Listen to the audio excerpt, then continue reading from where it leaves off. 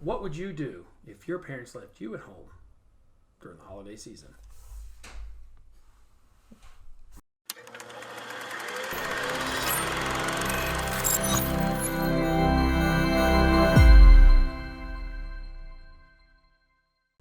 Welcome to Retro Film Review, where we'd like to take a look back at movies that shaped our generation. Today we're going to close out the 2021 holiday season with the 1990 hit Home Alone, which was written and produced by John Hughes. It was actually directed by Chris Columbus. Which we have done a movie of his already. Goonies. I'm Thor. And I'm Ed. And first, like and subscribe to our YouTube podcast. Right down here, hit the bell notification. That way you never miss another retro film review. Now, Home Alone is about a kid who was left alone when his parents go off to France on a vacation. Oui, oui. And then, while he's gone, you have burglars who are trying to invade his home. And what does he have to do?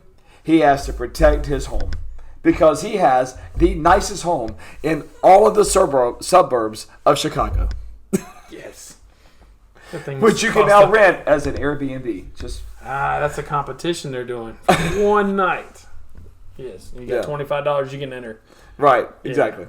We're dating this film. It's 2021. Look it up. So let's get into it. Yes, this film starts. I love how they leave him at home.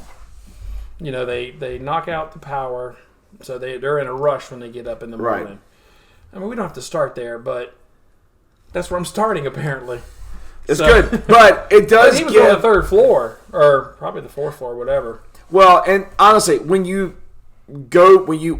went to this movie when it first came out, you're like, how could this ever happen? And they really do give some believability that this is, you've got a family where you have like extended family members there as well. Right. So you've got aunts and uncles and brothers and sisters or whatever it is. You've got, they probably have 20 people at this house that was staying there trying to get to the airport, and they had shuttles and all kind of stuff planned ahead. And yes, the power went out. They were running late. And I mean, I run late for a lot of things. And it's chaos. Yep. And so that's exactly what happened. Well, I think they did a believable job as far as, because when they're getting in the vans, there's a neighbor kid over there. So the one daughter is just counting heads. 1, 2, 3, 4. Right. And I believe, 7 kids each? Something like that. We should know this since we're reviewing it. Now we're stumped. But anyway, my phone's going off. Who's trying to reach me? I don't know. It's you. You're subscribing and you're talking to me. So, but no, I think they do a good job because instead of just, hey, we went there and oops, we forgot them, they're mad dash, they're running around, which when they showed the film, all they did, it was at normal speed, they were walking around and all they did was speed up the film. Yeah. They're not really running around. But so they get there and they're not counting, which that really couldn't happen today. Now, you could probably leave the house. You're going to realize it. But you would realize it, and we'll get into that, especially. But they also took multiple vans, so the kids were kind of in one van and the adults were in another. So you could have feasibility. Now, when you got to the airport, and especially nowadays. Well, and that's what we'll talk about. That's not going to happen. No, and now it couldn't happen. I mean, well, and just to preface, unless it was intentional. Well, this is where anybody could walk up to the terminal to go and back, and so there was no security to go through. You just go on to your gate, and so they basically got out of the van, ran to the gate, and they're there, and everybody there. Yep, we're good. Let's go. That's why today, obviously, that couldn't happen, but because they're checking your ticket every time. Yeah, and we'll get into especially when we do our time warp rating. Yeah, it couldn't be made today. Right. But anyway, we'll talk about that. Fun stuff. Last time we did was Elf, and you said you just love it. I love this movie. Well, I do too. I do too. I don't know if Home Alone 2 or 1 is my favorite. I'm debating on that between 1 and 2, but I just love this movie. We watched it in July. Here it is, December. I've already watched it multiple times. Had it on 1, 2, and then 3. and 3. But so I love this movie. Right. Even though, I do have some issues with it, this and that. You can pick any movie apart. But I just love it. I love the premise. I love the heartfelt message at the end where everybody kind of realizes, Kevin at first doesn't want anything to do with his family. They're a pain. But then he realizes how much he does need them. Even Buzz. Mm-hmm. Right. Well, and that's the whole thing is I think there are definitely character arcs. We always talk about character arcs in this movie, that whether it's from Kevin and how he accepts the his responsibility with the house and how much he appreciates his family, to the old man who's the neighbor. And I mean, even for such a subordinate character to have even an arc for himself to using the crystal spirit to go reconnect with his family.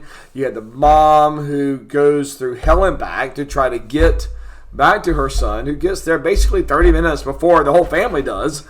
Yeah. Remember that flight you didn't want to wait for? Right. Yeah, we waited and took it. It's kind of like me with traffic sometimes and trying to go around everything. But but everything is very well, their story arcs to me are manifested as well as fully realized. Like, it's not like it's just thrown to the wind, or it's just something that is just thrown together, or just kind of comes together with a nice little bow at the end, but really didn't have any sacrifice to go before that. And not everybody has a character arc where they change for the better. I mean, the mom does. Your main characters do, but I think Buzz is kind of a main character in a way, because he is a focal point, but he doesn't change. Uncle Frank doesn't do it. He's still selfish and self-centered. Yeah. So now Buzz has a character development in Home Alone 2. Right. Which we'll review that probably next December, so stay tuned. But the old man, the shovel in the snow, he wasn't even supposed to be in the movie. Right. So it's, and for a character not to be in the movie, but then to have such a vital role where he saves Kevin, and he reconnects with his family and do all that. I mean, it goes from nothing to a heartwarming story. Right. And a lot of that was from the director, Chris Columbus, who worked with John Hughes to do a lot of or rewrites for the screenplay. Yeah. And I appreciate that. It went back and forth between them. I think that's what a lot of people should do. It doesn't seem to get done in Hollywood, but should do is kind of work together in trying to really hone out a screenplay to where things make sense, even if it's implausible, but somehow find a way to make it plausible, such as the whole general concept of this movie of this kid getting left by himself and how he could even, a 10-year-old, fend for himself to go to the store and go get food and cook stuff and watch, black and white, gangster films. Yeah, angels with filthy souls. Which, for the longest time, I thought that was a real film. Right. It was not. But you know what? They could have made that. It was made just like a 1940s film. Yeah, but how many people wanted to see that after it was done? I did. And that's why they made Angels with More Filthier Souls for Die Hard 2. I mean, for Die 2. Could have been. You don't know. Same company. Could have been. Same company. So, let's see. Yeah, a lot of the stuff is not plausible with it. Especially like the cop, which is actually the burglar, Harry. Mm-hmm. He's in there. Nobody's paying him any attention, and I mean he's casing the joint. I mean, even though he's just kind of staying there. Which, that leads me to a problem, but we'll get into that. But Marv and Harry, the two burglars, are actually my favorite characters in this movie. And Joe Pesci, who plays Marv, I wrote his name because I never knew their last names. It was Lime, Harry Lime, and Marv Merchants. But anyway... So, Joe Pesci is known for being like a gangster. Right. For doing all this stuff. And so for him to play, even though he's the serious burglar. You know, for him to play such a comedic role, you know, was kind of out of the wheelhouse. Right. Oh yeah. You know, and so and one thing that I read was that he was kind of doing method acting in a way, but he stayed away from Macaulay Culkin unless they were like filming a scene together. So they weren't buddy on the set and all this, and then all of a sudden, you know, come in and now I'm going to be fierce. He kept away, so he did have that intimidating try to presence. get that acting response from Culkin. And then Daniel Stern turned down the role at first. Mm-hmm. And then, because there's a Netflix special, you know, the movies that made us, and then they went back to him, and he said, yeah, okay, I'll do it. I think he wanted more money. And then I guess they said, yeah, we're not doing that. And he's like, well, forget you. And then I don't know if they gave him more money. They did. They gave more money. But not as much as he wanted or something. Well, because they had extended the production schedule. And he was like, are you paying me more? And they were like, no. He's like, well, then you don't have me. But then they did, and then... Yeah, and then looking back, he's like, yeah, that would have been the biggest mistake of my career not to take that. Yeah. You know, but like for Joe Pesci's character, they looked at Robert De Niro, who turned it down. Yeah. Love Robert De Niro. He would not have... You would not have gotten because you would have just seen Robert De Niro. Yeah. I mean, Joe Pesci, I still see Joe Pesci, but you could still see him as a little small-time burglar. Yeah. It's like he kind of, you know, goes into the role. Oh, he is amazing. Yeah. And then John Lovitz turned down the role for Marv. And it's like, not Marv, for Harry. Yeah. I can, you know, love John Lovitz as well. Maybe. I think it would have cheapened it. I think having Daniel Stern and Joe Pesci brought, I always use this word too much, but gravitas into these roles. I don't even know what that means. Huh? Big words. I know. It's okay, Thor. But it gave a little bit meat to these roles, you know. And I think that if you would have got someone who's, I mean, I like John Lovitz in the right role, but it's kind of light and fluffy for what his roles normally do. Yeah. And you needed someone who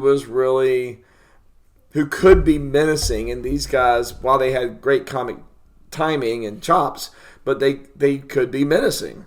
Yeah. And I think that kind of rolled to it. Now, to just kind of off topic, but on topic, but you were talking earlier about Macaulay Culkin and how he kind of got chosen for this role. Yeah, whenever John Hughes, they were filming Uncle Buck. Right. Macaulay Culkin, if you haven't seen Uncle Buck, Macaulay Culkin's a young boy in there. And so working with them, John Hughes actually wrote this movie specifically for Macaulay Culkin to play Kevin McAllister. Yeah. That's crazy. I mean, it's awesome. And Christopher Columbus, even though that's who it was made for, he still, I keep wanting to say interviewed. It's not interviewed, but they had auditions. And they auditioned like a ton of other kids. And of course, it went to Macaulay Culkin. Which, you know, could you see a different child actor of that era playing that role? I mean, honestly, I don't know. Maybe. You know, but Macaulay Culkin just had he had the innocence in his eyes or his face and kind of how he portrayed everything. His timing, his voice, his mannerisms, they were just... This sounds terrible. I mean, but it was just adorable for kind of what it was for a 10-year-old child. Why is that horrible? No, it's adorable. No, you said this sounds horrible. But it just sounds, well, you know. But anyways, it was adorable for that, and it made it just him more likable in the role. And I could not imagine really anybody. And that's when you know the role is perfect for you, when you cannot imagine anybody else in that role. Yeah. One person because I was thinking about that today, about is there any actors in there that you could switch out with somebody else and it really wouldn't matter? Most probably of all his brothers and sisters, and even the cousins, they're filler. Right. Except for probably Buzz. You know, they could find anybody, I think, to do Buzz. But Yeah, but he still brought a certain thing to it. But I mean, they could have had somebody else. I liked him in there, but the other brothers and sisters and cousins, sorry if you're watching. It was a great film. Glad you're part of it. But anyway, I think even his dad, John Hurd, which I like. Yeah. Don't misunderstand, but he didn't have such a big role in it. No, he wasn't. Now, He was you can't replace Catherine O'Hara. no. Even today, she's doing commercials based off of her role here in Home Alone. Oh yeah, Yelling Kevin. Unfortunately, she got Kevin Hart instead. But yeah. So I mean, there's a few that you could switch out. yeah, Some that you cannot. Well, and I think that goes to point because they have tried to recapture this magic of this movie so many times. With they did Home Alone 2, which is basically, like I said, we'll probably talk about this later, but it's a carbon copy of this movie, but in a different location. Still with Macaulay Culkin and still with Daniel Stern and Joe Pesci, but it is a very good, likable movie. Oh, I love it. But then Absolutely love it. They tried Home Alone 3, they tried Home Alone 4, they came out with another one this year called Home Sweet Home Alone, which all of those have just been panned because I think that you just can't put somebody else in that role because you see this kid. Well, Home Alone 3 has a completely different cast. Yeah, completely. So it's not like you got Marvin, Harry, and they're going to a different neighborhood and doing something. It's a completely different cast, but they're still trying basically the same formula. In Hollywood, when they try to recreate lightning in the bottle, right, and you just can't. Like, could you imagine Goonies being redone? No. By anybody else, no matter what. Say no to remakes. Please. Come up with your own stuff. Please. Originality is key. Yeah. Well, they look... Yeah, we're talking about another movie later. But... Because I was going back to Planes, Trains, and Automobiles. They want to remake that. No! Sorry. I got loud. I apologize. So, one character in here, John Candy. Mm-hmm. He only filmed for one day. But it was like the whole day. Wasn't it? Yeah, it was like 23 hours. Yeah. Gus Polinski, Polka King. The Midwest. Polka, polka, polka. Yeah. These are songs. Keep going. So, I'm thinking about it in my mind, and it's gold. But no, John Candy did it for John Hughes, kind of as a favor. Right. And he wasn't going to take any money. He says, I don't want any money. But the labor unions or whatever, they had to pay him. So he said, I'll just take the daily rate. Mm-hmm. So the guy who does the pizza delivery, who's in multiple scenes, got paid more than John Candy. Yeah. John Candy. Come on. And of course, there's nobody you could put in as Gus Polinski. No. As that. Absolutely nobody. Yeah. Well, and John Candy just brings... I mean, that's the one thing I do like about John Hughes' films is that he pulls his people, that he has in all of his movies. And, I mean, we saw that in the in Planes, Trains, and Automobiles, that he had, 4 characters or actors who was in Ferris Bueller that came 3. in. And so... But it's nice when you see those people that you've seen in other roles kind of come in, whether it's for a bit part or a longer part. But it just is it brings familiarity to it. Like I talked about before about kind of just brings you home and kind of things like that. And so it's nice to see that. And so it's nice that that he can do that and bring John Candy in for $18. For a day, whatever it was, but to try to get that from him and then to make it a memorable performance that becomes iconic for that role. Like you can't see anybody else in it. No. We could spend all day about John Candy. We do have to do Uncle Buck next year. So, again, stay tuned. There's so much more coming in the new year. 2022 is going to be huge. So, there was something I wanted to bring up. I'll think of it in a minute. And I wrote it down probably or something like this. Oh, let's talk a little bit about the production of this, actual filming of Okay. it. So, the big house that you see, the McAllister house, they only use it for exterior shots. Right, yeah. Which shocked me. When I watched that special on it, I was literally floored because I never looked it up. And I just happened to watch that. This movie was almost not made. Mm-hmm. It changed production companies, which you can talk about like that. But they did the exterior shots, and then everything else, all the interior rooms and everything was filmed in a high school gymnasium. Yeah. They built everything. And how we kind of were tying this in, that same high school was used in The Breakfast Club. It was used in Ferris Bueller's Day Off. It was called Shermer High, even though it's a fictional school. Yeah. It was New Trier Township High School. Yeah, which was an abandoned high school. And obviously this is all these movies that you mentioned are all John Hughes' films. And John Hughes was very much against being in the Hollywood system. And so he liked to have things. And obviously he's a Chicago, I guess he's Chicago native. Everything else is done in Chicago. So, but he wanted to have this done in Chicago. It's filmed, it takes place in Chicago at the wintertime. But he doesn't want to be in that Hollywood system where you're filming on sound stages and all that kind of stuff. So they, again, kind of went, where are we going to film this 5,000 square foot home that they're in? And they like went to high school and they were like, hey, the gymnasium will fit it. And so they built the whole interior of that house in the gymnasium. And probably half of the production costs had to go to wallpaper because that whole house had the worst wallpaper I've ever seen in my life. Well, if you notice, like everything in the house was either red or green. It was purposely done by the set designer to convey Christmas.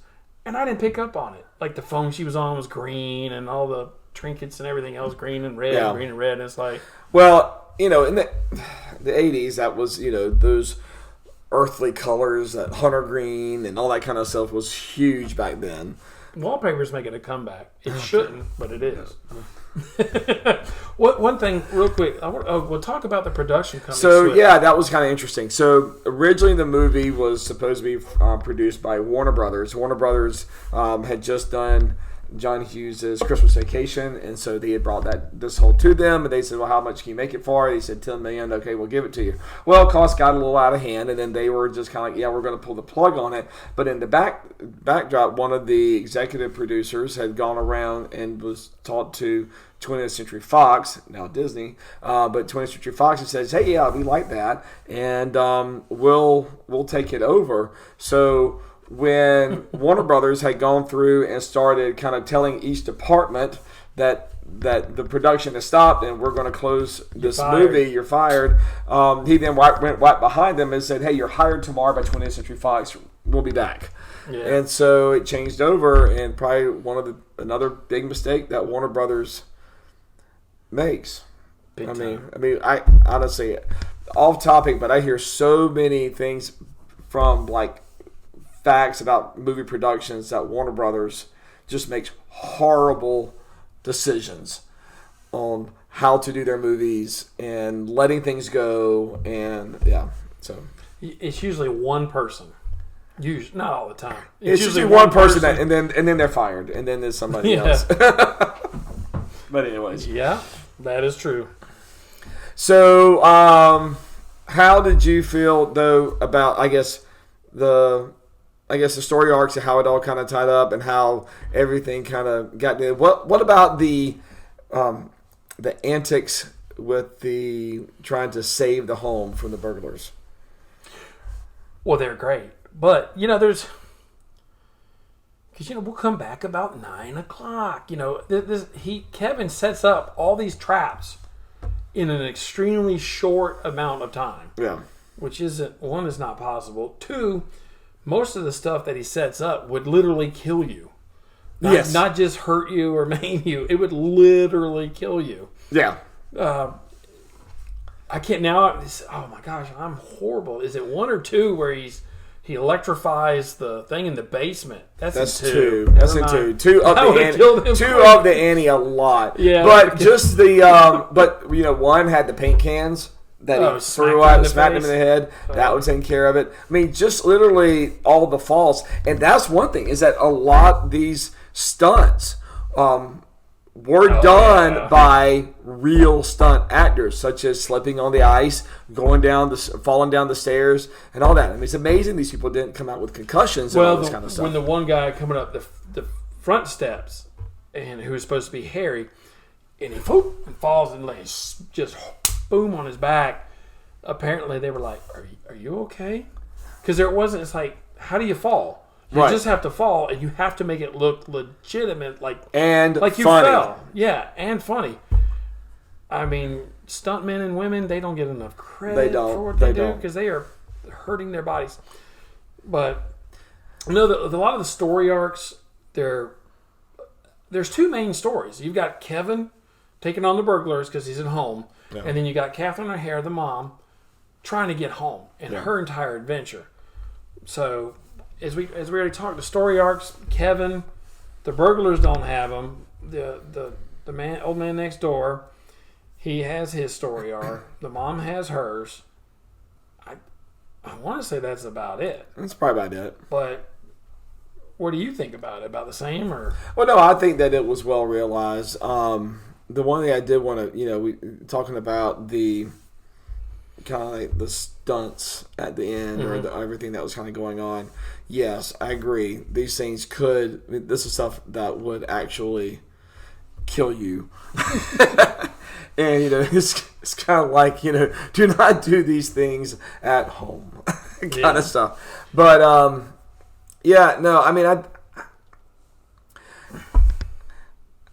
he tore up that house to kind of get to get these guys. Then he had to put the house back together. And then the house was in immaculate shape the next morning. Yeah. The trees all done and everything on that. Again, it's a Christmas movie. Yeah. You're taking a lot of that out of context. One thing before we wrap this up, I want to talk about, because it's in 1 and it's in 2, where he's playing the Angels with Filthy Souls. And he's got the volume up, and of course he's got the gun sounds. Well, they had the pizza delivery guy come up, and he's doing that, and the guy's like, "You cheapskate." He's like, "Hey, I'm going to give you a count of 10, to get out of here before I blast you with my Tommy gun." Right whenever he turns the volume up and you hear the gunshots, that would kind of maybe be believable to the guy outside. But he's running around the house. You're not going to hear it, and of course the volume cranks up for us, the audience, to hear. But it's like, no. I mean, Kevin would have to time it just right from the guy talking to do it. Right. Well, yeah. It's the same thing he does. Nitpicky, so. Same thing he does with the little recorder in the second movie. Oh, yeah. We'll talk about that next year. Yeah. You ready to go into our time roll? Yeah. Time warp rating. I'll start this time, or maybe I started last time. It doesn't matter. I'm going to take control. So I don't think this movie could be made. I know they make this movie with these different things, but this exact script, I don't think it would work. I haven't seen the brand new one that's coming out, but everybody's basically got a cell phone right now. So even if they did leave their son at home or daughter or whatever version you want to do, you would just be texting. Or if you got the app, you could see exactly where they're at. Mm-hmm. So that wouldn't work. And as Ed, you pointed out earlier, you can't just run. The plane's at 7 o'clock or 8 o'clock. We've got to, whatever time it was. We've got to get there. We get there 15 minutes beforehand. Go ahead and board, no problem. That used to be the case. Yeah. But now it's like you got to be there 2 hours in advance. So let's say you made it to the airport. And 3 hours international. Well, yeah. So let's say you did make it there. They had the mix up where you're just counting heads. By the time you get there, it's like, nope.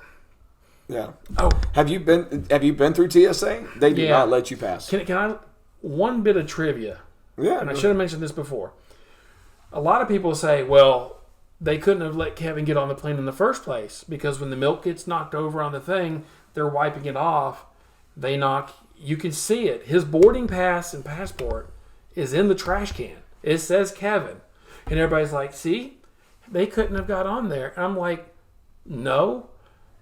Because think about it. In the morning, if the mom's going, I got all these things. Oh, wait a minute, I'm missing one. Let's go look for it. They could have pulled it out of the trash. So to me, that's debunked. Anyway, just reprint it. So my time warp rating, I'm going to give it a 5, honestly. I love this movie. Do not misunderstand. But to make it exactly like this, I don't think it can be done. I give it a 5. Yeah, I give the movie around an 8, but the time warp, I'll give it a 4 because I've seen them try to remake this, and they have failed horribly every time. You just can't do it. I mean, and even with trying to slap on this IP name of Home Alone to try to make something else that's more contemporary, it doesn't work. No. So this is a fantastic movie in a time capsule from 1990. And we're just going to accept that and go with it and love it for what it is. I'll watch it a few more times this year before Christmas and next year. I love it. Yeah. This one and 2. Perfect. Right. Exactly. All right, guys. What do you think about Home Alone? Is it one of your favorites every year? What do you think about Kevin McAllister? And do you think he's doing the right job by tearing up his house and terrorizing the burglars? All right. Leave those comments down below, and we'll see you in 2022. All right, guys. Have a great night. Bye.